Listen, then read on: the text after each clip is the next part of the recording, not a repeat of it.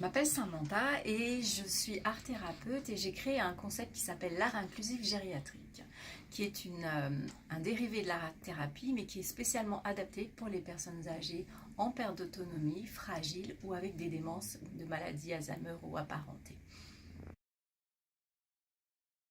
Alors je dirais que l'art thérapie, je ne l'ai pas choisie, c'est elle qui m'a choisie en fin de compte. Je suis au fil de réflexion au bout de pas mal d'années, je voyais des gens travailler beaucoup en gériatrie et je me demandais ce qu'on pouvait faire pour les personnes âgées pour qu'elles soient mieux dans leur quotidien. Comme nous, quand on va faire du sport, on va à la bibliothèque, on va courir, toutes sortes d'activités. Et je me suis posé la question de qu'est-ce qui existait pour les personnes âgées qui étaient malades ou hospitalisées. Et donc, j'ai voulu mélanger ce que je faisais, c'est-à-dire ma pratique de travailler en groupe sur une activité, ce que je faisais déjà avec des adultes, avec de la gériatrie. Donc c'est comme ça que je suis arrivée à mélanger et à créer le concept de l'art inclusif gériatrique autour des ateliers de peinture, parce que pour moi c'était un médium à utiliser qui était assez facile pour tout le monde, quelles que soient les capacités qu'on avait.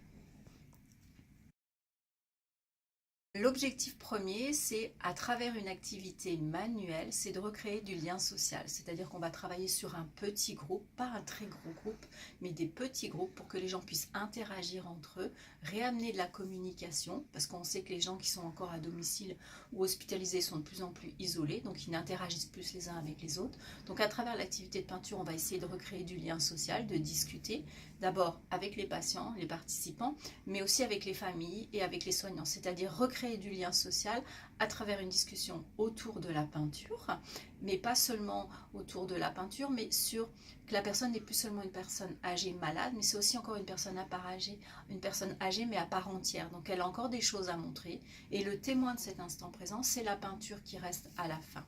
Donc on sait que pour la personne âgée, le fait de travailler en petits groupes, c'est beaucoup plus facile.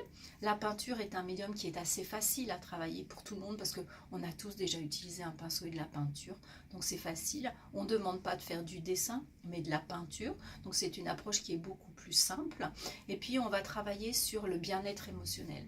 Quand la personne âgée ne fait plus rien, puis qu'à un moment elle est en capacité de se dire « Oh, mais je suis arrivée à faire de la peinture, mais c'est moi qui ai fait ça », donc elle est super fière d'elle. Et bien ça va changer son bien-être émotionnel. Elle va se sentir heureuse, fière d'avoir fait quelque chose. Et donc le regard qu'elle a sur elle-même, c'est très positif pour sa reprise d'autonomie aussi. Et puis montrer que elle n'est pas juste malade, qu'elle a encore des choses à faire. À partir du moment aussi où on fait quelque chose, et puis qu'il reste une peinture, puis qu'on est fier de ce qu'on a fait, on se sent drôlement bien dans sa tête. Donc on se sent mieux. Donc aussi face à la maladie, on sait très bien que le psychologique y joue aussi face à une maladie. On sait que ça ne va pas supprimer la maladie, mais ça permet de mieux vivre sa journée.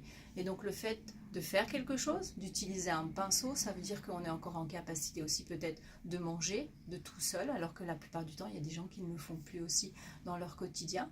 Mais moi, je leur dis, vous voyez, si vous êtes arrivé à utiliser le pinceau pour peindre aujourd'hui, avec la cuillère, c'est la même chose. Vous allez pouvoir aussi continuer à manger tout seul. Tout ça, c'est des petites choses qu'on rajoute dans leur autonomie, dans leur bien-être, pour leur prise en charge, pour le mieux vieillir de la personne âgée.